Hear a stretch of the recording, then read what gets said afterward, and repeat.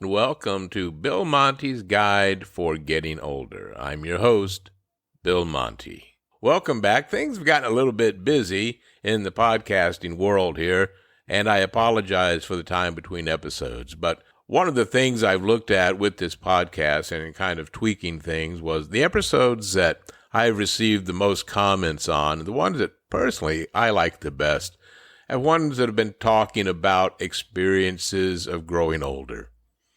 To that end, I started thinking about, well, what are the lessons that I know now as an older person?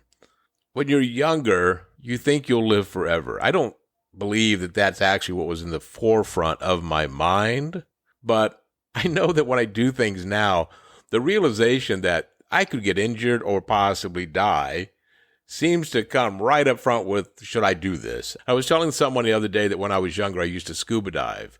And of course, they looked at me at my age and not being in the best physical condition and went, really?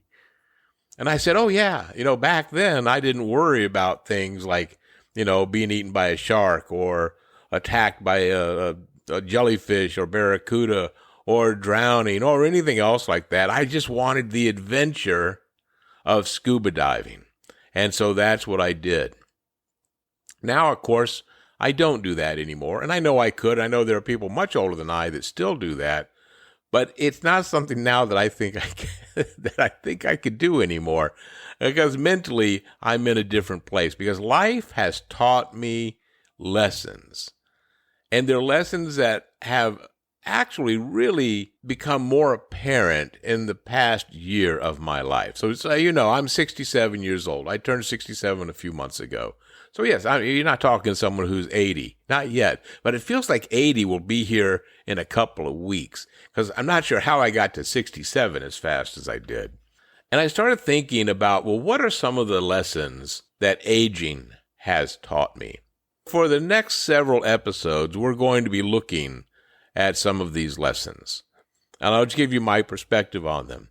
And then I encourage you to share with me your thoughts on these lessons, or if these are relevant to you. You can do that by writing me at billmonty04@gmail.com, or if you scroll down in the show notes, you'll find a place that says text me a message. And you can just do that on your computer. You don't have to do it on your phone or anything like that. And it sends me a message that then I can post up on the website, or I can read and I can comment on later. What is the first of these lessons I want to talk about today? The first of these lessons is, your parents are people too. That one seems obvious to me now, but when I look back at my attitude towards my parents when I was younger, and I'm not talking even just about being a kid or a teenager, I'm talking about as a young adult, I think that I was of the belief that they should have all the answers. When my daughter was born, my wife and I joked, well, where's the manual that teaches us what to do now about how to be parents? And I don't know why I assumed that my parents actually had that manual. So they made mistakes. Both of my parents were very good people. But like all of us, they were also flawed people. I'll be honest with you, and I don't say this with any amount of pride, I was not very understanding of that as a younger person.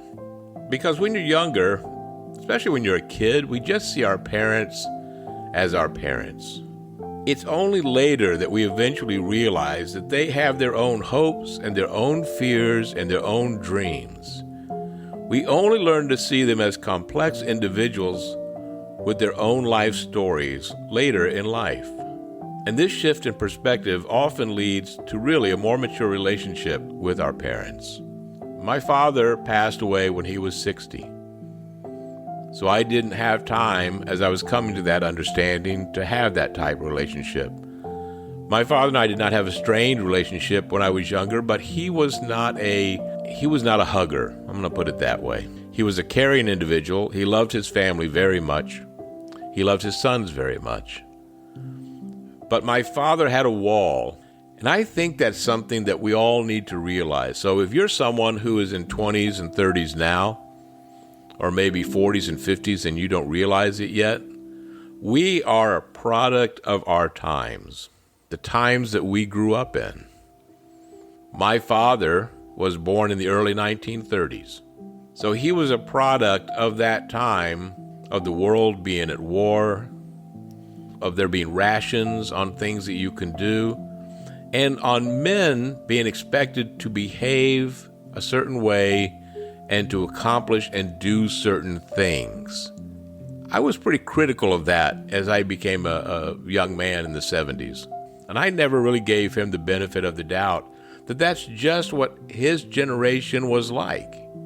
He wasn't wrong. He was wrong to me at the time, but he wasn't wrong because that's all he knew.